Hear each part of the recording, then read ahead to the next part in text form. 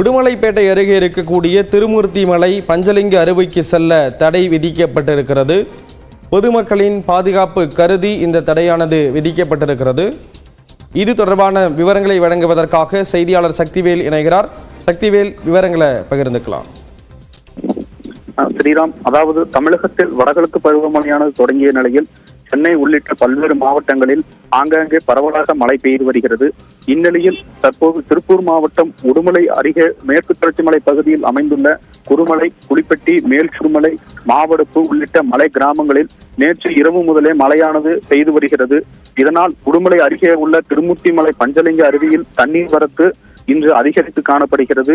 திருமூர்த்தி மலை அமரலிங்கேஸ்வரர் கோவிலுக்கு வரும் பக்தர்கள் மற்றும் சுற்றுலா பயணிகள் ஏராளமானோர் பஞ்சலிங்க அருவியில் குளிக்க செல்வது வழக்கம். தற்போது மலை கிராமங்களில் பெய்து வரும் மழை காரணமாக அருவியில் தண்ணீர் அதிகரித்து காணப்படும் நிலையில் சுற்றுலா பயணிகள் பாதுகாப்பு நலன் கருதி இன்று ஒரு நாள் மட்டும் அருவிக்கு செல்ல பக்தர்களுக்கு, சுற்றுலா பயணிகளுக்கும் அமரலிங்கேஸ்வரர் கோவில் நிர்வாகம் தடை விதிக்கப்பட்டுள்ளனர்.